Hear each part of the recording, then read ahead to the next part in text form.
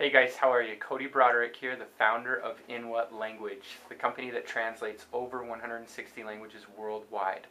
Today on Warriors of International Business, we are featuring David Kasteler. David is the founder of Zylun Staffing, and within the first 9 months of startup, they have over 600 employees. He's a phenomenal business success, and when he's not traveling around the world, he's helping in our local community. Hey David, thank you so much for your time today. We're excited to listen to your story. Thanks, Cody.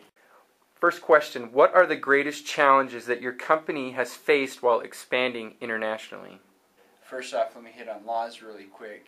Laws, I think, and the legal aspects of business, I think, are often overlooked when people are going internationally. They think, oh, everything's going to be the same legally like it is here. And that's not so. It's very important that companies really look into and understand the laws and the legal ramifications of what they're trying to do.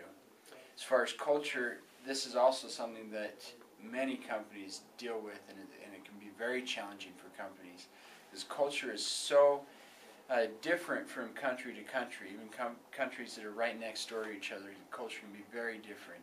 And it's important that employees on both sides or both places really understand the culture. They understand the American culture, and then they also, on the American side, need to understand the overseas culture, and so that they can work together and be really unified. What did you do to overcome those challenges?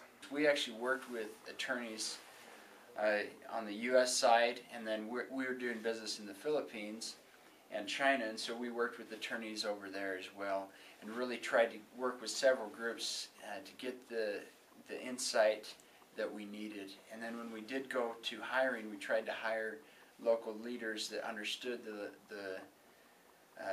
the legal parts of the business as well, so they could make sure the whole business was running smoothly and in accordance with local law.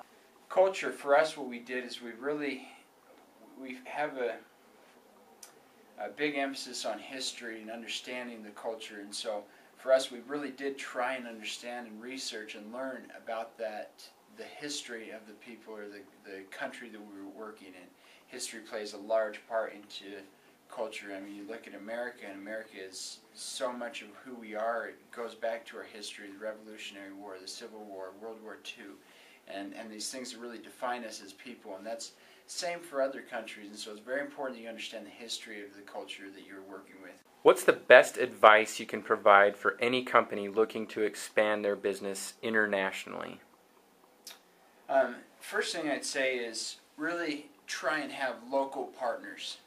Get people that are on the ground that are your partners and working with you, that have your vested interests in mind, so they can really lead and guide you down the international business process, and it can be as smooth as possible. It's very important you have local partners that understand the lay of the land and how things go in their different countries. Other thing I'd say is make sure when you're ready to invest and you're going forward with investment, you really understand what you're investing in. I've seen many companies that do an investment or a contract, and then what they thought they were investing in was not what they actually got in the end.